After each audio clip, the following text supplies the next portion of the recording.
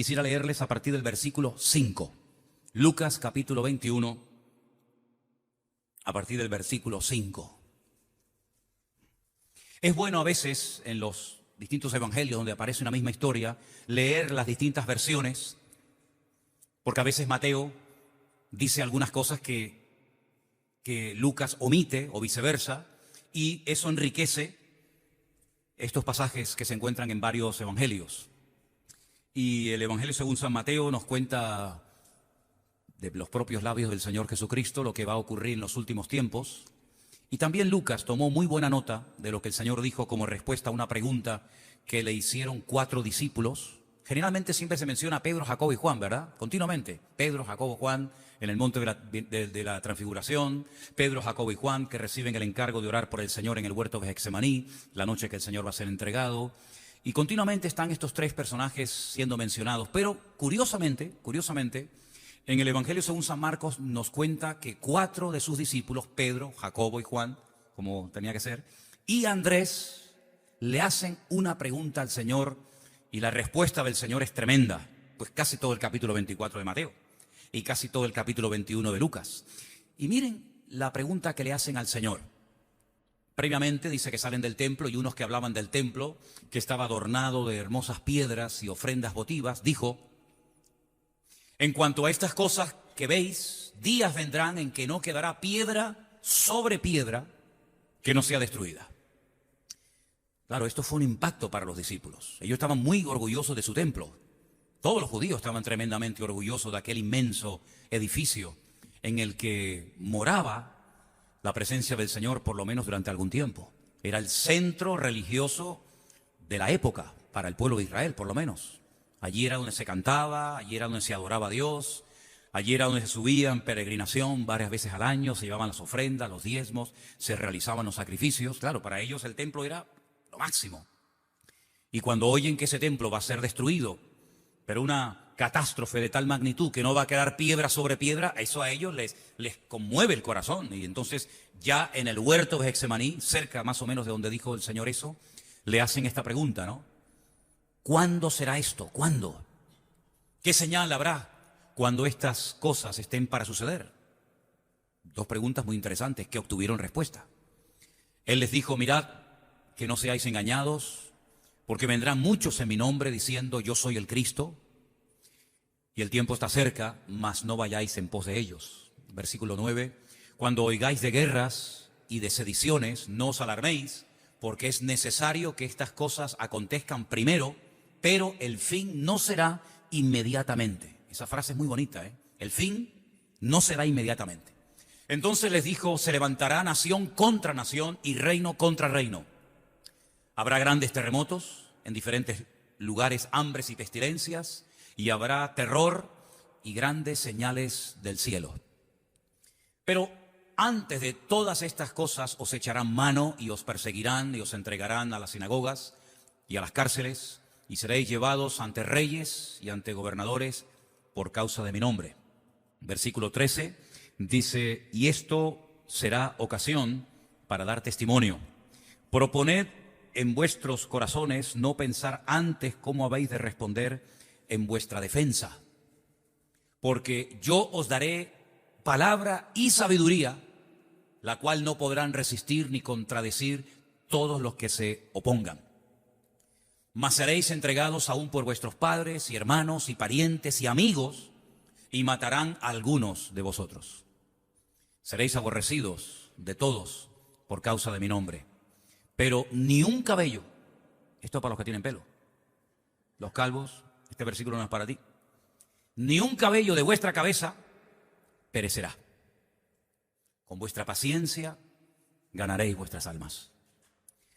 Pero cuando viereis a Jerusalén rodeada de ejércitos, sabed entonces que su destrucción ha llegado. Entonces los que estén en Judea huyan a los montes, y los que en medio de ella váyanse, y los que estén en los campos no entren en ella. Porque estos son días de retribución, para que se cumplan todas las cosas que están escritas. Mas ay de las que estén encintas y de las que críen en aquellos días, porque habrá gran calamidad en la tierra e ira sobre este pueblo. y caerán a filo de espada y serán llevados cautivos a todas las naciones, y Jerusalén será hollada por los gentiles hasta, tomen nota de esa preposición, hasta que los tiempos de los gentiles se cumplan. Entonces habrá señales en el sol, en la luna y en las estrellas, y en la tierra angustia de las gentes, confundidas a causa del bramido del mar y de las olas, desfalleciendo los hombres por el temor y la expectación de las cosas que sobrevendrán en la tierra, porque las potencias de los cielos serán conmovidas. Entonces verán al Hijo del Hombre, aleluya, que vendrá en una nube con poder y gran gloria. Cuando estas cosas comiencen a suceder, erguíos y levantad vuestra cabeza, porque vuestra redención está cerca. ¿Cuántos dicen amén?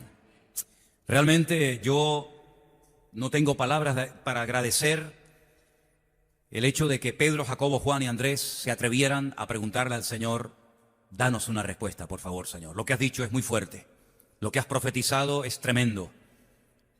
El templo de Jerusalén ya había sido destruido por los caldeos, por los babilónicos. Pero ahora otra vez nos lo van a destruir. Ahora otra vez el templo va a ser destruida, tu gloria va a ser quitada de aquí. ¿Cuándo, Señor? Dinos cuándo, cómo. Danos alguna pista, danos alguna información. Y el Señor se la dio, y yo me alegro mucho de que el Señor no haya dicho: bueno, eso ahora no os lo voy a responder. Yo me alegro muchísimo de que el Señor haya dicho: bueno, pues esto es lo que va a pasar antes de que el templo de Jerusalén sea destruido. Vamos a suponer que Jesús tenía en ese momento aproximadamente unos 33 años. Bueno, pues en el año 70 después de Cristo, en esa misma generación, en un intervalo de menos de 3 décadas, el templo de Jerusalén fue destruido. Tiempo más tarde, Jerusalén, toda la ciudad destruida, las murallas son destruidas, el pueblo de Israel esparcido por todo el mundo, y hasta 1948 no se volvió otra vez a recuperar lo que era el país, pero hasta 1967 no se volvió a recuperar la ciudad de Jerusalén en la famosa Guerra de los 6 días. En fin, la historia está plagada de hechos proféticos que se han cumplido literalmente al pie de la letra. Yo no pretendo en esta tarde dar este estudio o este mensaje para asustar a nadie, ni muchísimo menos. Las profecías no se escribieron para asustar, para angustiar a los creyentes, sino todo lo contrario. La palabra de Dios se escribió para que estemos confiados, para que estemos tranquilos, sabiendo lo que va a acontecer, cuándo y dónde, y sepamos cómo actuar en las circunstancias difíciles que sin lugar a dudas van a afectar a todo el planeta Tierra, incluida todas las naciones de la Tierra. Mientras voy compartiendo algunas cosas con ustedes, generalmente cuando hablamos de acontecimientos finales, relacionamos los acontecimientos finales con terremotos, con catástrofes, con aparición de falsos cristos, con terremotos, con pestes, con hambre. Y es así, efectivamente, todo eso que hemos leído y otras cosas que van a suceder, pues tienen que ver con los últimos tiempos. Las guerras, los rumores de guerras, nación contra nación, pueblo contra pueblo, injusticias, epidemias, plagas, catástrofes, falsos cristos, personas que vienen haciéndose pasar por falsos ungidos, pero que en el fondo son auténticos impostores. Todo eso y mucho más ha de acontecer en los últimos tiempos. No nos tiene que tomar por sorpresa. No tenemos que llevarnos las manos a la cabeza como diciendo: Dios mío, ¿pero qué es lo que está pasando? Bueno, hermanos, lo que está pasando es que la Biblia se está cumpliendo delante de todos y de cada uno de nosotros. Ahora, yo observo que dentro del mundo cristiano, ya no solamente de puertas para afuera, sino dentro del mundo cristiano, hay mucha ceguera, hay mucha ignorancia, hay mucha sordera espiritual acerca de estos acontecimientos que van a sacudir a todas las naciones de la tierra. Veo que incluso hay creyentes como que están totalmente desconectados de esta realidad profética, que es una realidad para los creyentes del siglo XXI. Veo que hay creyentes que lo único que les preocupa es cubrir sus deudas, pagar sus gastos, poder pagar su casa, su teléfono, la letra del coche, poder comprar la comida y poco más. Y es como si nos hubiéramos dejado arrastrar o envolver por la corriente de este mundo, donde dice la Biblia que a los gentiles lo único que le preocupa es su comida, su vestido, estar tranquilitos, aunque se esté cayendo todo por ahí afuera, pero que a mí no me afecte, yo por lo menos que tenga mi comidita, mi casita, mis papeles, mi trabajo, que mis niños estén sanos y poco más. Sin embargo, la visión, la lectura que el creyente tiene que hacer acerca de los acontecimientos finales tiene que ser otra completamente diferente. Nosotros no podemos vivir ajenos a una realidad que sí o sí, de una manera u otra, nos va a afectar. Nosotros porque estamos viviendo aquí en un lugar, bueno, parece como que esto es una especie de oasis, ¿no? En medio del desierto. Pero no en todas partes del mundo es tan fácil ser cristiano. No en todas partes del mundo los cristianos viven tan tranquilos y tan bien como los cristianos en las Islas Canarias y en España. Hay muchos hermanos nuestros que están dando su vida por el Evangelio. Hay muchas iglesias que están siendo destruidas y pastores asesinados y creyentes que han sido crucificados en este siglo.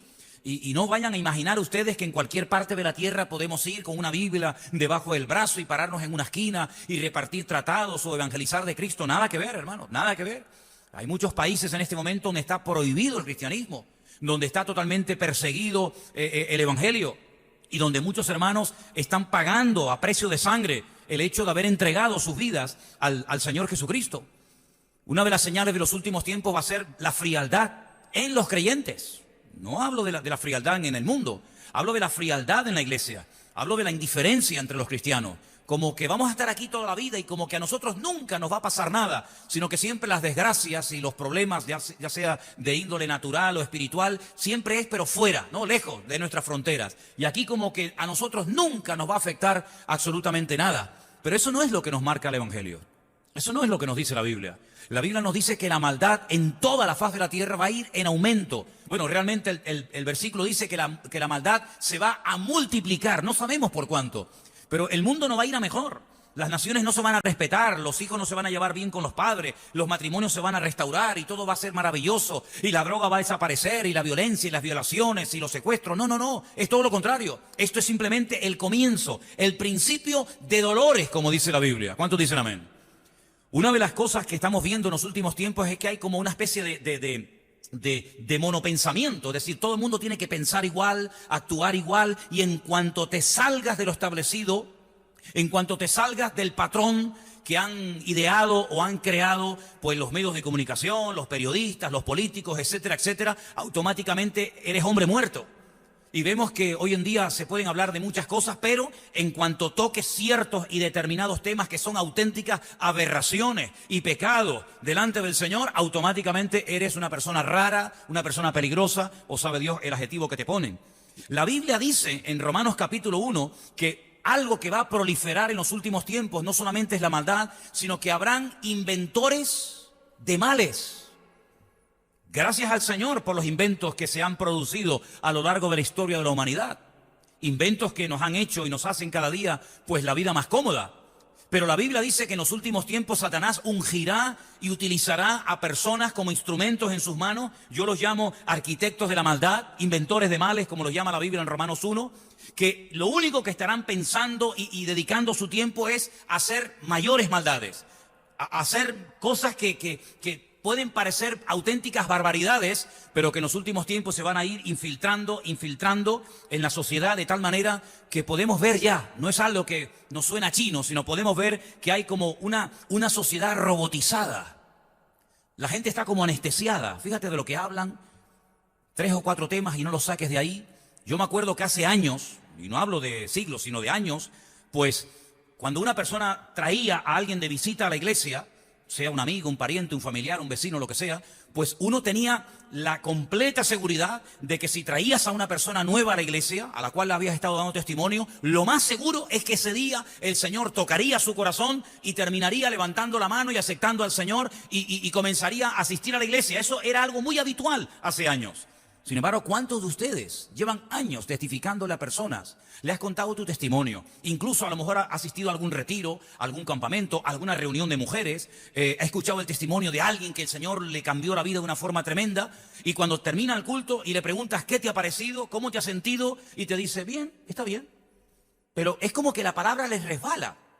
Y tú dices, ¿cómo es posible con el pedazo de mensaje que ha oído o con el testimonio que este hermano o esta hermana ha contado, que Dios lo ha liberado o lo ha sanado, etcétera, etcétera? ¿Cómo es que no se le remueve el alma y se quebranta en su corazón y sale y entra y lo ves que viene a comidas y viene a programas especiales y a campamentos y a retiros, pero no termina de entender el Evangelio? Y uno se pregunta, ¿por qué? ¿Por qué hay como una especie de callo que rodea el alma de la gente y parece como que la palabra no les penetra? Esto tiene que tener una explicación, tiene que haber algún texto bíblico que nos arroje luz que nos muestre, Señor, qué es lo que pasa con la gente que le hablo de mi vida, lo que yo era, lo que yo hacía, lo que yo practicaba, la vida de desorden que llevé durante años y ahora me ven cambiado, me ven limpio, me ven educado, me ven... y como que no se inmutan. Bueno, hay un versículo que yo creo que nos puede dar mucha luz y mucha claridad en cuanto a lo que estoy comentando, y está en el Evangelio de Mateo capítulo 24. Yo quisiera leerlo esta tarde, porque a lo mejor hay alguien aquí que lleva mucho tiempo testificándole a un amigo, o a un familiar, o a algún conocido, y ves como que la palabra le resbala como el agua al pato, ¿no? Y ves que le hablas del Señor y viene a la iglesia y escucha los cultos, y a veces se mete en internet para ver alguna predicación o escucha algún testimonio, y como que está muerto en vida, ¿no? Como que tiene un callo alrededor del alma que no le penetra la palabra. Tiene que haber un factor espiritual que impide que la gente entienda, ¿no? Miren, hermanos, más milagros que vio Faraón no los ha visto nadie en la vida. Milagros únicos e irrepetibles que Dios los hizo una vez en la historia. Faraón vio milagros impresionantes y no se convirtió, al revés. Cada día endurecía más su corazón. Es decir, que no fue por no ver palabra. Le estaba dando testimonio nada más y nada menos que Moisés. Vio plagas espectaculares, vio el río Nilo convertido en sangre, vio que sus dioses, que eran deidades paganas y falsas, eran incapaces de proteger su palacio, su futuro, su presente, su descendencia, y no se convertía. Bueno, pues hay un versículo en Mateo capítulo 24, que yo quisiera leerles en esta tarde y que dice lo siguiente. Mateo capítulo 24, concretamente el versículo 37. Repito, Mateo 24, versículo 37. Dice, mas como en los días de Noé, así será la venida del Hijo del Hombre. ¿Por qué menciona a Noé? ¿Por qué no menciona a Abraham, a Moisés, a David, a Salomón? ¿Por qué precisamente cuando él está hablando de su venida, y claro, tiene que estar hablando de otra venida, porque él ya estaba allí? Estas palabras que estamos leyendo, que estoy citando esta tarde, no las citó Pablo, ni Pedro, ni Santiago, sino son palabras de Cristo en primera persona. ¿De qué venida está haciendo referencia? ¿A qué venida está haciendo referencia el Señor? Bueno, ya lo dije una vez, que en el Nuevo Testamento, que se escribió en griego, que es un idioma tremendamente rico y profundo, hay dos palabras que hablan acerca de la venida del Mesías. Hay una palabra que todos conocemos, la palabra epifanía, que es la palabra griega que se utiliza para hablar de su primera venida, su primera manifestación, ¿verdad? Que es la que encontramos en los evangelios. Pero hay una palabra que solamente se emplea en la Biblia para hacer referencia a la segunda venida de Cristo, después de su ascensión, evidentemente, y es la palabra parousia, y esta es la que aparece aquí. Él está hablando de que cuando Él aparezca por segunda vez, y dice la Biblia que todo ojo le verá, y toda rodilla se doblará y pondrá sus pies sobre el monte de los olivos y se partirá por la mitad, todo eso que sabemos. Pues antes de que Él venga en esa segunda manifestación, las generaciones precedentes se parecerán mucho a la sociedad, a los tiempos de Noé. Y si pasamos al siguiente versículo, dice en el versículo 38, porque como en los días antes del diluvio, no dice los años antes del diluvio, no dice los meses o la semana, no, los días antes del diluvio estaban, ¿qué? Comiendo, bebiendo, casándose, dándose en casamiento hasta el día, hasta el último minuto en el que no entró en el arca, no entendieron hasta que vino el diluvio. Pero tan complicado era entender lo que enseñaba este hombre. Era tan torpe a la hora de expresarse Noé, que no le entendió nadie. Yo no creo sinceramente que Noé fuera torpe a la hora de decir, vamos a ver, que va a llover, que va a venir una catástrofe de una magnitud descomunal, que miles de personas, millones de seres humanos van a perder la vida, que Dios me ha dicho que yo no soy un loco, ni un delincuente, ni un fanático religioso, que Dios me ha dicho, el creador de todos de nosotros, me ha comunicado que va a venir un diluvio y que tenemos que prepararnos, y prueba de ello que yo me estoy preparando juntamente con mi familia, con mis hijos, con las esposas de mis hijos, con mi mujer.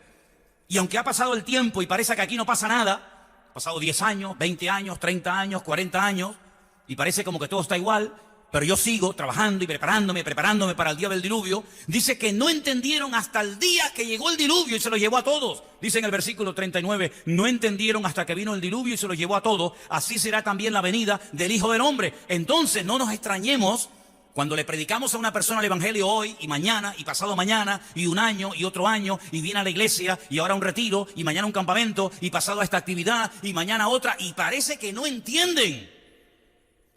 Pero cuando van a entender, va a ser demasiado tarde. Porque dice la Biblia que cuando entendieron, cuando vieron que comenzó a caer lo que Noé había profetizado durante 120 años, ya no se podían burlar más. Ya no podían perder más tiempo. Se dieron cuenta de que lo que decía aquel señor mayor era verdad. Pero ya fue demasiado tarde, porque dice la Biblia que Dios cerró el arca, Dios cerró la puerta y miles de personas perecieron. Tuvieron su oportunidad. Esas personas, cuando se presenten una por una delante del trono de Dios, no van a decir que no sabían nada. No van a poder decir, señores, que yo no oí que iba a venir un diluvio. Sí lo sabían. Fuiste advertido, fuiste amonestado. Mi siervo Noé estuvo 120 largos años proclamando lo que iba a venir, pero nadie quiso hacerle caso. Días antes del diluvio estaban haciendo planes. Esa expresión, se casaban, se daban en casamiento, comían y bebían, es mucho más que interpretar la literalidad propia del texto. Se refiere a que hacían negocios, compraban mercancías en un país, viajaban a otro, vendían el género, compraban aquí, vendían allá. Significa traficar en el buen sentido de la palabra, ¿no? Traficaban, cambiaban, hacían negocios, viajaban de un lugar a otro y llevaban una vida normal. Pero lo que el mundo llama vida normal, para nosotros es la vida anormal. La vida normal no es la que vive el hombre sin Dios. La vida normal es la que vivimos nosotros los cristianos, los hijos de Dios. Que sabemos que estamos en este mundo de paso. De paso, hermano, de paso. Unos más y otros menos. Pero tarde o temprano, todos, ricos, pobres, blancos, negros, hombres, mujeres, absolutamente toda la raza humana morirá. Y tendremos que presentarnos a rendir cuentas delante del Creador del cielo y de la tierra. Y aunque te encuentres fuerte, aunque ahora no te duela nada, aunque tengas un buen trabajo, aunque tengas ropa, aunque estés casado, soltero, desesperado, me da igual, estés en la condición en la que estés, tarde o temprano, tú y yo, me da igual si lo crees o te burlas, tarde o temprano todo ser humano tendrá que presentarse delante del trono de Dios. Hermanos, los que murieron, los que vivimos ahora, los que nacerán y morirán mañana, todo ser humano tendrá que pasar en fila india delante del Señor a rendirle cuentas por su vida. No solamente los que murieron en la época de Noé, en el diluvio, sino también todos y cada uno de nosotros. Pero existe como una especie de efecto contagio. Es decir, todo el mundo opina igual, todo el mundo habla igual, todo el mundo repite como los loros las cosas que dicen sin escudriñarlas, sin investigar, sin averiguar si realmente eso es verdad, si eso se ha demostrado, si eso tiene fundamento. ¿De qué estuve yo hablando el jueves? No sé si se acordarán de lo que yo hablé el jueves, pero yo dije, y el domingo pasado, que muchas personas están edificando su vida sobre dos grandes pilares, el pilar de la mentira y el pilar de la ignorancia. Y sobre eso edifican su vida, porque si os habéis dado cuenta, y esto no nació ahora, esto ya viene de hace mucho tiempo atrás, y en la Segunda Guerra Mundial esto estaba al orden del día, se construyen argumentos sobre mentiras y se repiten un número incontable de veces hasta que finalmente la gente interioriza la mentira y la convierte en verdad con el paso del tiempo. Y es así. Hay muchas personas que dicen hoy en día, pero bueno, eso de que, oye, es verdad, un niño de repente se levanta una mañana y siente que es una niña encerrada en el cuerpo de un niño. Oye, pues mira, yo no me había nunca parado a pensar eso. Pero ¿y por qué no? O una niña que de repente quiere cambiar su sexo porque se da cuenta de que bueno, ese no era el sexo que ella quería escoger y confunden el sexo biológico con el sexo, ¿verdad? Psicológico, y comienzan a hacer una mezcla en su vida. Y bueno, tampoco está tan mal que una persona que ya no produce nada y que una persona que está enferma y que le cuesta un pastón al Estado y que encima le duele por aquí y le duele por allá, pues que lo eliminemos, lo quitemos de en medio, así no nos gastamos más dinero, invertimos el dinero, el dineral que cuestan esas máquinas, lo invertimos en gente que necesite una paga, que necesite una ayuda, y entonces hoy eliminamos al viejito, mañana a la viejita, pasado al retrasado, pasado al que no me cae bien, y así comenzamos a dar rienda suelta a lo que se va a aprobar dentro de poco, porque con este gobierno corrupto y perverso que nos ha tocado ahora, pues no les quepa a ustedes la menor duda de que en un momento determinado la eutanasia en este país sea algo normal, como antaño era anormal y una auténtica barbaridad y aberración sexual, como dice Master and Johnson cuando habla acerca de la sexología en sus tratados, que dice que la homosexualidad, el lesbianismo, el sadomasoquismo, la zoofilia son auténticas aberraciones sexuales, pero que hoy en día se aceptan como algo normal, porque hay otras opciones aparte de un hombre con una mujer o de una mujer con un hombre. Y como tú te levantes en un programa de televisión, o en una tertulia, o en una emisora de radio diciendo eso es una aberración, eso es pecado, eso es antinatura, hermano, te hacen la cruz y la raya y tu profesión o tu carrera de periodista, amigo, hasta aquí llegaste. Miren ustedes la cantidad de periodistas que han desaparecido del panorama porque un día se atrevieron a cuestionar lo que alguien decía en televisión y hasta algunos han tenido que irse de España porque aquí ya todas las puertas se le han cerrado para siempre. ¿Qué te parece, amigo? Donde lo malo ya es lo bueno, ya es lo popular, ya es lo cómodo y lo bueno es lo malo, etcétera, etcétera. Construyendo argumentos a partir de mentiras. Y luego hay algo que a base de repetir y además, claro, como tienen todo a su alcance, tienen los cantantes, tienen los pintores, tienen los poetas, tienen la radio, tienen la televisión, tienen el cine, tienen la pintura, tienen todo. Tienen todos los instrumentos habidos y por haber a su alcance. Lo que intentan es hacernos creer que hay como una especie de principio de unanimidad. Todo el mundo piensa igual. El raro eres tú. Nosotros somos los normales. Los raros son ustedes que todavía siguen creyendo que la Biblia es la palabra de Dios. Los normales somos nosotros, gente con mentalidad del siglo XXI. Los atrasados, los caducados en el tiempo y en el espacio son ustedes los cristianos que ya no tienen nada que hacer en esta vida, porque todos creemos y opinamos igual. Y antes se ignoraba a la persona o se discutía con la persona, hoy se le ridiculiza, se le ataca y si se le puede eliminar física y espiritualmente, también se hace. Y esos son los tiempos en los cuales estamos viviendo. La pregunta es, como creyentes, como cristianos, ¿qué podemos hacer? ¿Qué hacemos? Yo ya, gracias a Dios, ya no estoy en esa etapa. Pero muchos de ustedes todavía tienen niños pequeños, o niños o nietos, que los llevan a la escuela y lo metes a las 8 de la mañana en la escuela y lo recoges en el mejor de los casos al mediodía, y ese hijo tuyo que has parido y que amas tanto, horas y horas está en un ambiente escuchando una serie de cosas que cuando el niño viene a casa, a menos que en casa haya unos principios y una moral y una espiritualidad y una creencia en el Señor, ese niño va a crecer creyendo que son normales ciertas y determinadas cosas que en el mundo, a base de verlas en televisión, y a veces emplean un matiz, un poquito de una pincelada de humor, y hay series para todos los gustos habidos y por haber, para que el pecado, la homosexualidad, la fornicación, el adulterio, etcétera, etcétera, vayan entrando y calando en la mentalidad de la sociedad hasta el punto que todo el mundo hoy en día ve normal lo que toda la vida ha sido una auténtica aberración. ¿Qué hacemos? ¿Nos deprimimos? ¿Escondemos la cabeza bajo tierra? ¿O tomamos el toro por los cuernos y como creyentes nos levantamos en pie de guerra? La Biblia dice que Jesús entró una vez a la casa de una niña que decían que estaba muerta, pero para él no estaba muerta, para él estaba dormida. Y para muchos la iglesia, el cristianismo murió en Europa hace ya años. Cuando se levantaron los librepensadores y dijeron que la época del racionalismo había desplazado a la época del iluminismo, cuando creyeron que todo lo que se había enseñado basado en principios bíblicos y cristianos durante siglos ya no tiene ningún sentido, y comenzaron a desplazar en las escuelas y en las universidades la palabra Dios, Biblia, respeto, pecado, etcétera, etcétera, pues se levantó una generación y se levantó un continente que ya prácticamente ha olvidado las raíces que le dieron forma a Europa y a nuestras vidas.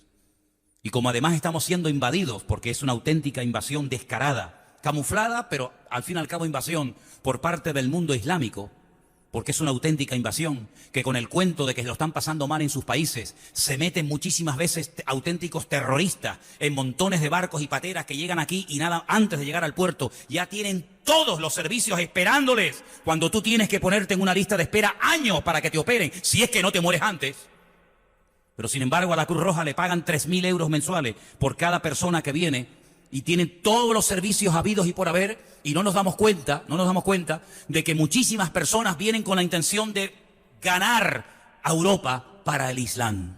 Y un verdadero islámico, y lo dije el otro día y me da exactamente igual lo que diga la gente o lo que me hagan, hermano, un verdadero islámico tiene sí o sí que odiar al cristianismo y la palabra de Dios. No existe un islamismo moderado, como no existe un cristiano que no sea radical. O un cristiano puede ser moderado y puede decir, bueno, peco el viernes y me arrepiento el domingo. ¿Puede eso verdaderamente representar dignamente a un cristiano? Un cristiano es radical a la hora de hablar, a la hora de opinar, a la hora de pensar. Yo creo que uno de los mejores piropos que me hicieron fue cuando una hermana de la iglesia del Puerto de la Cruz trajo un día a su marido al culto. Y cuando le preguntaron después qué le pareció el culto, dijo, uy, a mí este hombre me parece muy radical. Pues para mí eso no fue un insulto, para mí eso es una medalla que me la puse en el pecho hace años. Claro que soy radical, ¿faltaría más? ¿Cómo no voy a ser radical? ¿O Cristo no fue radical?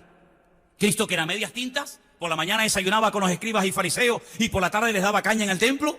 No ha habido nadie en la historia más radical y más valiente y más atrevido y osado que nuestro Señor Jesucristo. Hasta el punto que había gente que lo abandonaron, incluso que habían sido durante un tiempo discípulos de Él y se marchaban ofendidos. Pero Él no aflojaba, Él no bajaba el listón de lo que exigía, sino Él decía, incluso ustedes si quieren aprovechar y marcharse, aprovechen y váyanse también. El cristianismo es radicalidad pura y dura. Radicalidad contra el pecado, radicalidad contra el desorden, radicalidad contra lo que no es de Dios, por supuesto. El Islam exactamente igual. Pues hermanos, ¿saben una cosa? El Señor Jesucristo advierte en su palabra que antes de su venida nos pareceremos, el mundo, mucho a los tiempos de Noé. Y los tiempos de Noé eran tiempos de frialdad, de indiferencia espiritual total. Un predicador como Noé, un hombre que te está mostrando que crea la palabra de Dios, que se está preparando con toda su familia y no le hicieron nada de caso durante 120 años, pues no te sorprenda. No te sorprenda que tu familia no te crea. No te sorprenda que tus amigos se rían de ti. Hasta el hombre con el que te acuestas o la mujer con la que te quieres casar hasta se puede burlar y reír de ti. ¿No pasó con Noé? ¿No pasó con Jeremías? ¿No pasó con Jesucristo? No os sorprendáis si el mundo os aborrece, porque antes de aborrecerles a ustedes, a mí me aborrecieron primero, dijo el Señor. ¿O no? ¿Estáis ahí? ¿O también se van a ofender ustedes esta tarde? ¿Saben, hermanos? Los tiempos de Noé, el mundo espiritual estaba latente. No era una generación de incrédulos, no era una generación de ateos. Era una generación que fue capaz de unir el mundo espiritual caído con el mundo natural. Y hasta que Dios dijo basta. Y tuvo que poner una línea y decir, amigo, hasta aquí hemos llegado. Los tiempos de Noé fueron tiempos de violencia. Dice que Dios miró la tierra y todo el signo y pensamiento de los hombres era de violencia. Hermano, nunca, jamás en mi vida he visto en España tanta agresividad, tanta violencia, tantos crímenes que ni los animales los hacen como en los últimos años. Cuando hace años se nos podía comentar que unos padres fueran capaces de torturar a un hijo, a una niña hasta la muerte, eso ni se nos pasaba por la cabeza. Pues eso ya se ha visto en este país. Padres que han quemado vivo a sus hijos, o los han ahogado con el cable del teléfono, o los han arrojado al vacío, o los han abandonado y matado a palos o de hambre. Eso no estamos hablando del tercer mundo, estamos hablando de lo que llaman el primer mundo. Aquí, en nuestra tierra, en nuestro país. Personas que son capaces de organizarlo todo de tal manera que siempre al pequeño, al menor, siempre sea el eslabón más débil y a por él o a por ella. Así era la sociedad de los tiempos de Noé. Coge el coche y sale una mañana a conducir por ahí para que veas la agresividad total que hay. Nunca olvidaré una escena que me pasó una vez en Madrid, cuando un señor iba cruzando un paso de peatones y por poco uno se le echa encima y el hombre mayor que iba cruzando por el paso de peatones, no me refiero a aquel señor mayor que salió uno, le pegó un puñetazo y lo mató y se quedó ahí y el tío se mandó a mudar. No, me refiero a un señor que yo vi personalmente pasando por un paso de peatones, se quejó de que este tío le estaba tirando el coche encima y salió del coche con un hacha así. Y el pobre hombre tuvo que salir corriendo. Total, porque le dijo, oye, espérate un momento que termine de pasar, que soy un señor mayor, que no puedo ir rápido. Hermanos, vivimos en un mundo de una agresividad impresionante. Impresionante. No sé cuántas mujeres ya han matado este año. No sé. Pero me temo que con esta última que ha habido, no será la última de este año 2019. Seguramente habrá otras muchas más. Tiempos de violencia, de agresividad, de injusticia. Vivimos en un país donde la justicia se ha convertido en la injusticia. En la injusticia. Y estamos viendo cada día que el sentido común ha dejado de ser el sentido menos común de nuestra sociedad. Y es que la Biblia nos enseña que los últimos tiempos serán tiempos peligrosos y tiempos difíciles. Y métete eso en la cabeza, interioriza esta verdad esta tarde. Los tiempos finales serán tiempos peligrosos y tiempos difíciles. Tengo la sensación, y hay que ser sordo, mudo o torpe para no entender, de que en cualquier momento el primero que dispare, el primero que toque el botón, esto sale por los aires. En las últimas 48 horas han caído 450 cohetes en Israel. Venezuela está al borde de una guerra civil como nunca, desde los tiempos de Simón Bolívar. No se ha derramado tanta sangre como probablemente se pueda derramar en ese país que todos conocemos y hemos vivido en él. Europa está, hermano, en la más absoluta decadencia moral y espiritual, tocada y herida de muerte, donde los musulmanes están comprando como locos antiguas catedrales, antiguas iglesias en Inglaterra, en Alemania, en Suiza, etcétera, etcétera, para convertirlas en centros del yihadismo islámico. Lógicamente en contra de los de siempre, de los cristianos. ¿Qué les parece? Estamos viviendo en tiempos difíciles, donde nuestra prioridad no puede ser única y exclusivamente, como acabo de decir, llegar a fin de mes y tener todos los gastos pagados. Si tú vives así, si esa es tu vida, si tú te levantas por la mañana y lo único que piensas es en pagar tus gastos y en pagar la luz, el teléfono y llegar a fin de mes, yo no sé qué tipo de cristiano tú eres. Pero la Biblia nos enseña que las personas que solamente se preocupan y su vida, su tiempo y su energía gira en torno a lo material son lo que la Biblia llama los gentiles. Gentiles que no buscan a Dios porque su prioridad en la vida no es buscar a Dios, es buscar las cosas materiales porque son las que les quitan el sueño, las que les ponen nerviosos, las que les quitan la paz. Pero dice la Biblia que el verdadero creyente, que sabe que tiene necesidades, pero que confía en un Dios poderoso, lo primero, porque es su prioridad, que tiene que buscar es el reino de Dios y su justicia, y todo lo demás vendrá por añadidura. Pero sin embargo, la vida de muchos creyentes, lamentablemente, gira en torno a las cosas materiales del mundo. Y es tan fácil dejarnos arrastrar por la corriente de este mundo. Es tan fácil entrar en esa filosofía de vida, donde lo importante es tener, porque cuanto más tenga, me da una cierta seguridad lo que tengo, en vez de seguridad el Dios que sirvo y el Dios que ha transformado mi vida. ¿Qué les parece? Pero es la pura realidad.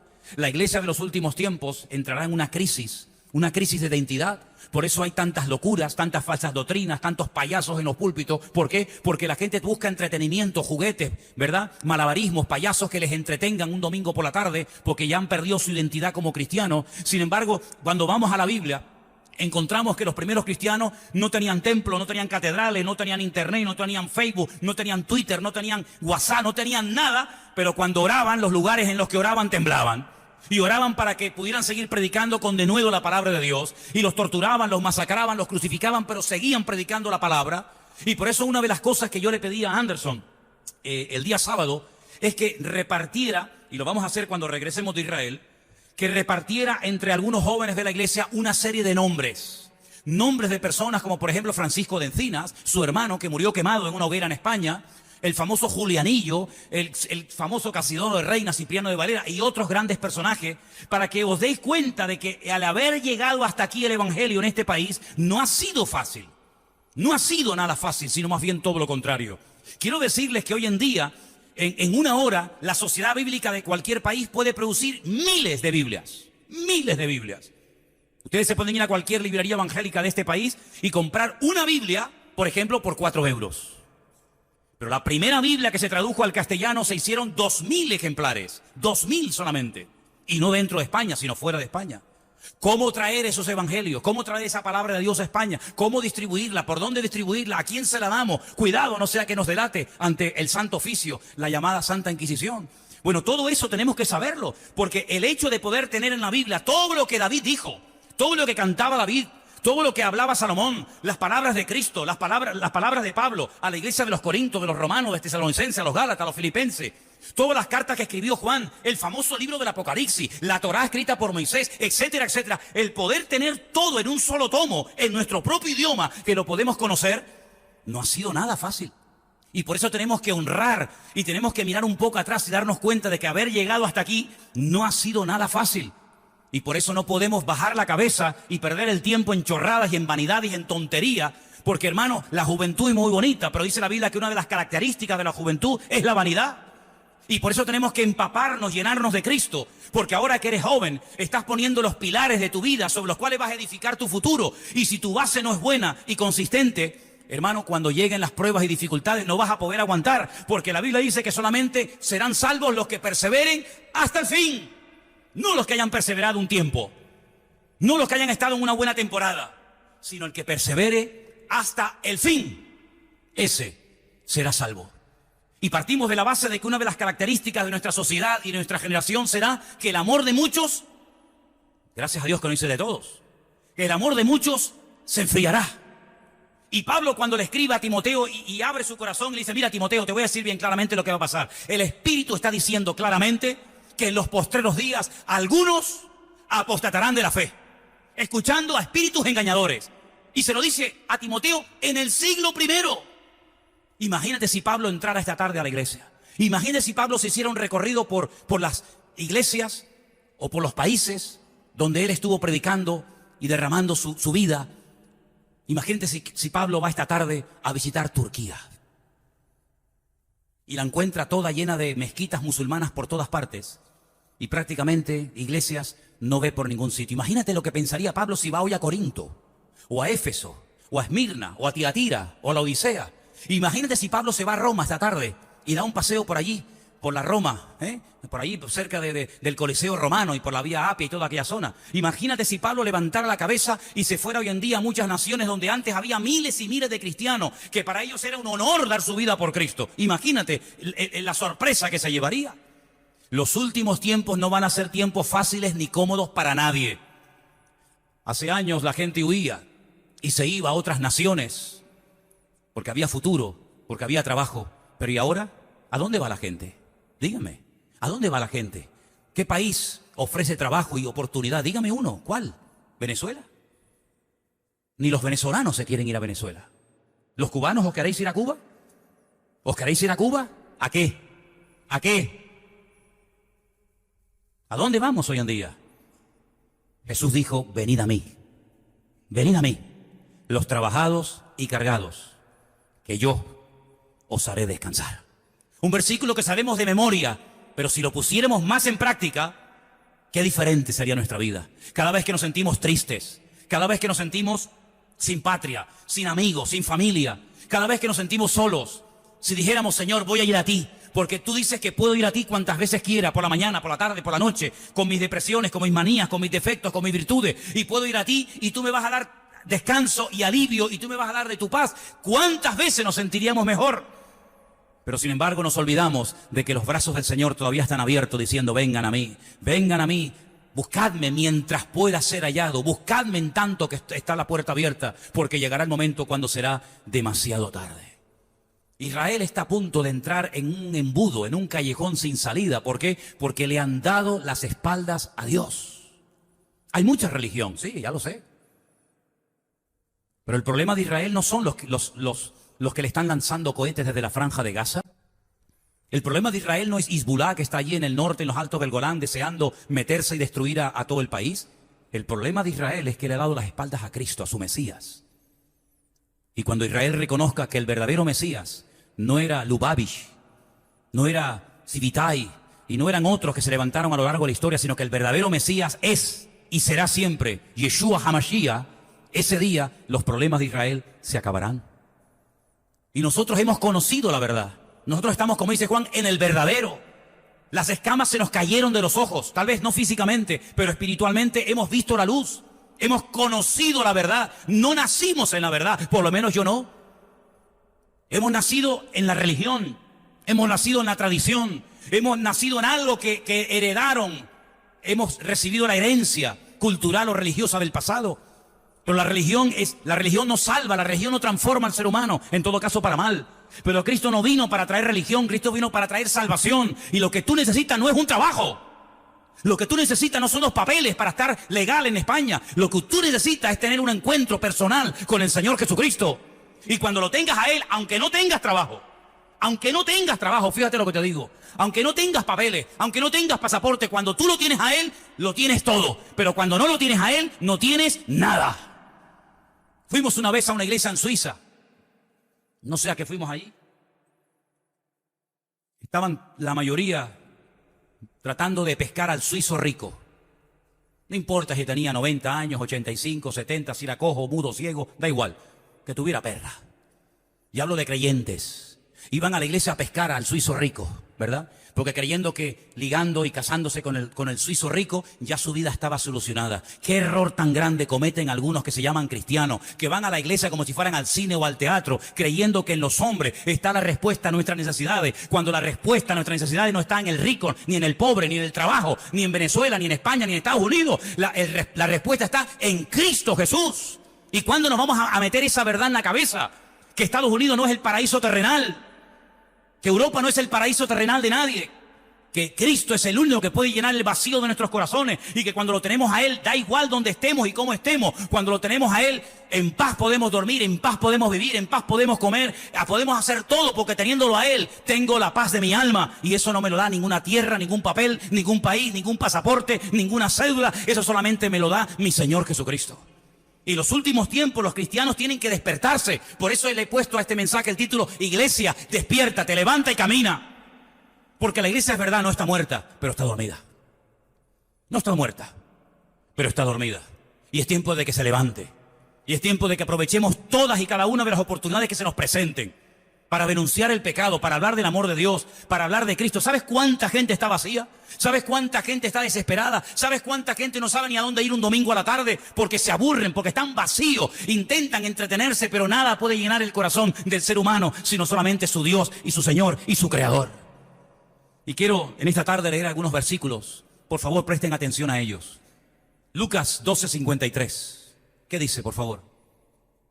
Estará dividido el padre contra el hijo, y el hijo contra el padre, la madre contra la hija, y la hija contra la madre, la suegra contra su nuera, y la nuera contra su suegra. ¿No nos está hablando claramente el Señor en este versículo, más claro agua, que habrá problemas familiares, internos, crisis en la familia?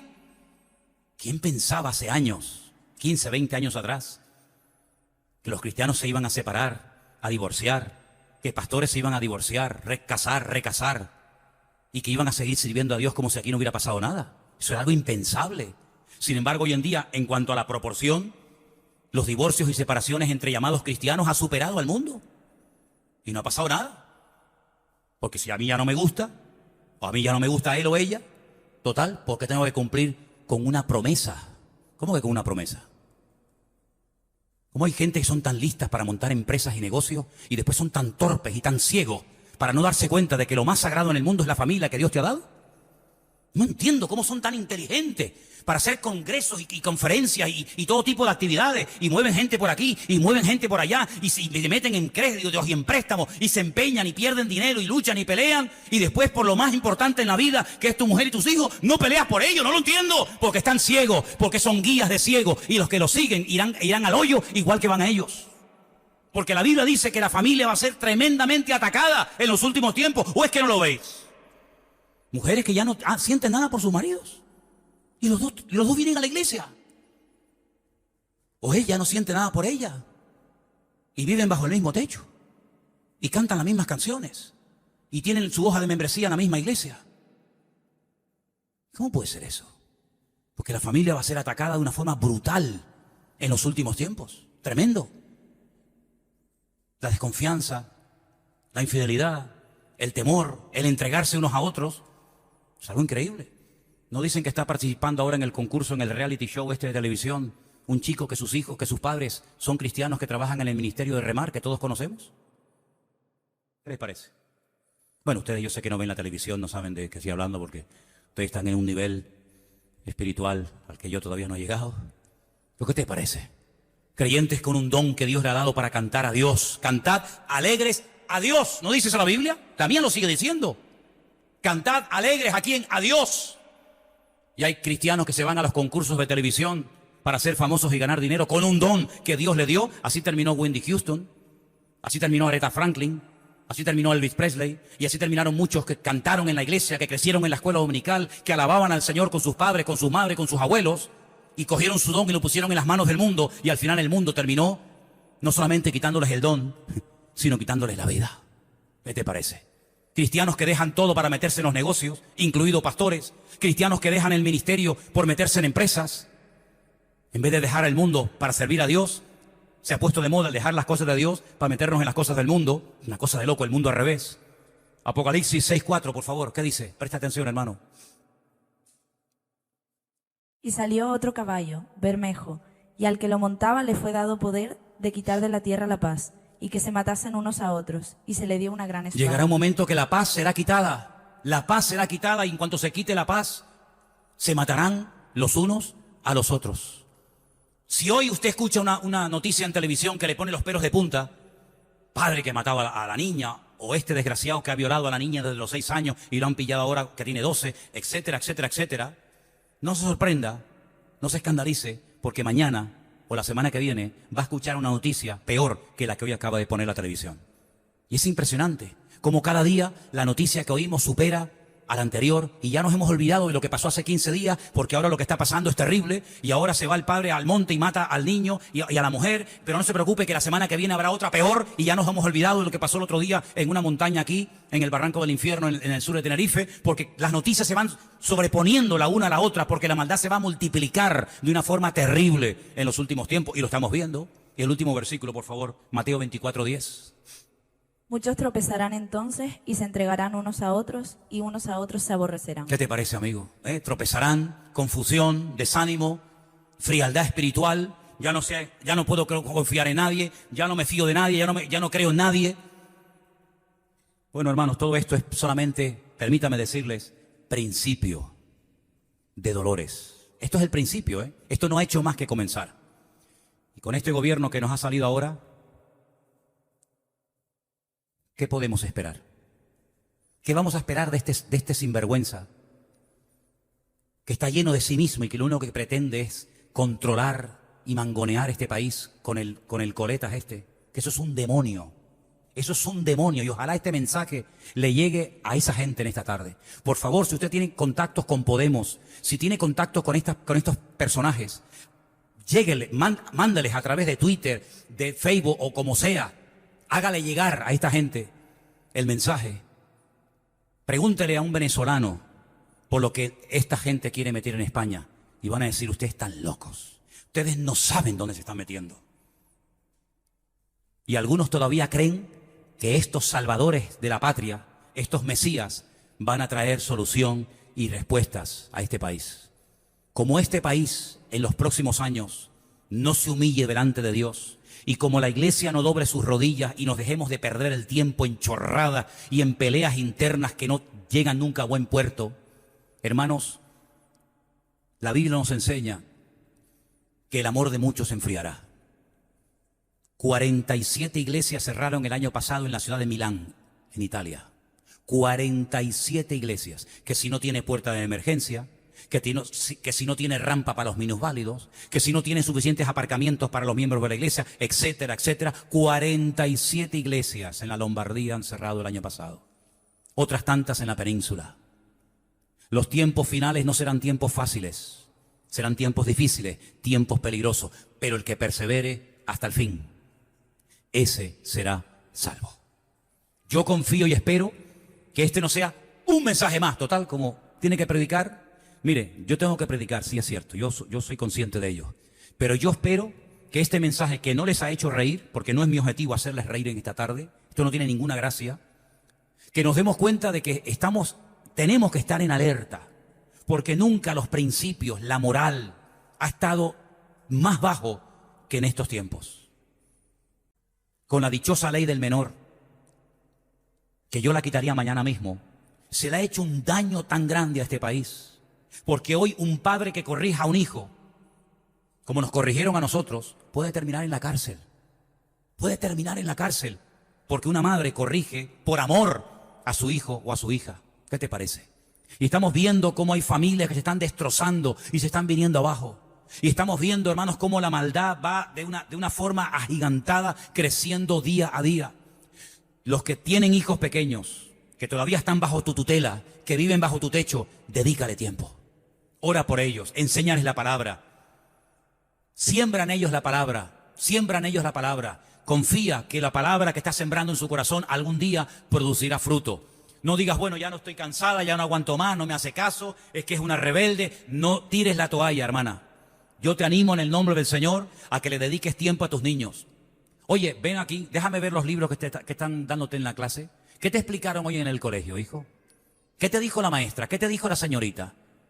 Indaga, mira, observa, averigua qué es lo que le están enseñando. Porque van a por nuestros hijos, te lo digo así de claro. Van a por ellos, a por el eslabón más débil, para que ellos vayan interiorizando las mentiras que están tratando de implantar y de meter a toda costa en ese monopensamiento que nos caracteriza hoy en día en este país. Que ellos sepan que hay un Dios, que hay una palabra, que hay una obra de Cristo que ha cambiado nuestro lamento en baile, que hay una moral, que hay un respeto, que hay una obediencia. Eso no se lo van a enseñar en ninguna escuela. en ningún instituto, solamente en casa y con el refuerzo que recibirán gracias al Señor a través de las maestras de la escuela dominical en la iglesia, podremos evitar que envenenen a nuestros hijos. Podremos evitar que ellos vean normal las cosas del mundo, sino que se sientan mal y que digan: papá, ¿verdad que esto no está bien? Mamá, ¿verdad que esto no es de Dios? Pero ¿dónde van a aprender esos valores? ¿Dónde van a aprender esos principios? ¿En la escuela? Olvídate, olvídate. Si a lo mejor la señorita o el maestro que tiene es un degenerado. Sabe Dios los problemas que puede tener esa persona en su vida.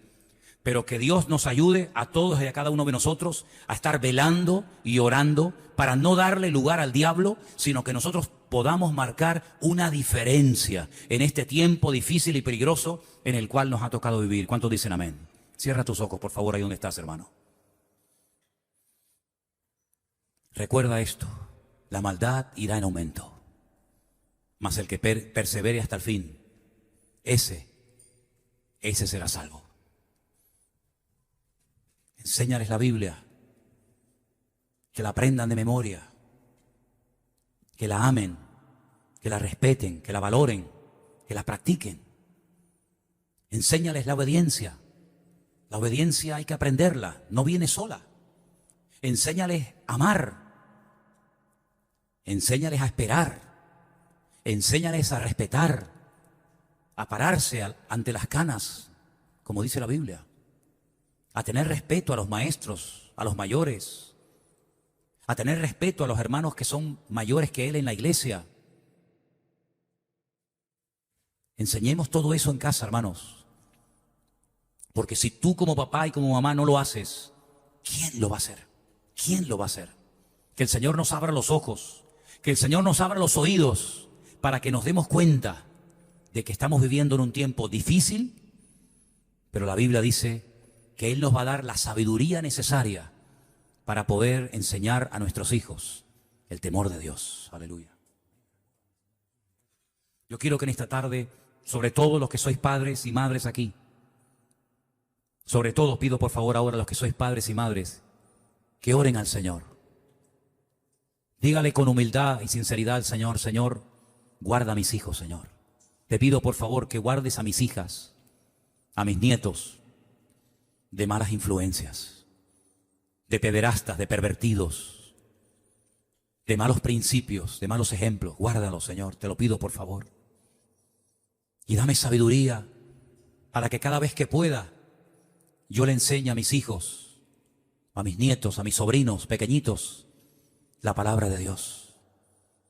Ora por ellos cada noche antes de irte a la cama. Pon tus manos, papá, escúchame, pon tus manos sobre tus hijos de vez en cuando a lo largo de la semana.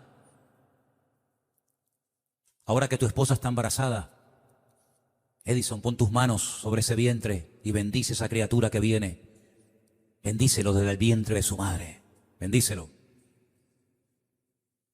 Adrián, impon tus manos sobre tu hijo. Bendícelo. Adai, Anderson, Vanessa, Jorge, oren por sus hijos cada día, bendíganlos. Bendíganlos. Saregorio, Nuria, oren por esos niños. Son esponjas. Aprenden más de lo que te imaginas. Aprenden más de lo que te puedas imaginar. Cógelos en tus brazos cada día, como el Señor cogía a los niños en brazos y los bendecía. Cúbrelos con la sangre de Jesucristo. Ora por ellos, bendícelos. Pido que guarde su mente, su corazón, sus ojos, sus oídos, sus manos. Protégelos cuando salen por la puerta y van a clase. Guárdamelos, Señor, mientras están fuera de mi casa. Guárdalos, Señor, en esas charlas que dan a veces en la escuela, donde están tratando de adoctrinarlos, donde están tratando de meterles el veneno desde pequeños. Ellos, más que ciudadanos de Europa, son ciudadanos del reino de los cielos. Y como tales tienen que vivir, como tales tienen que comportarse, como tales tienen que pensar.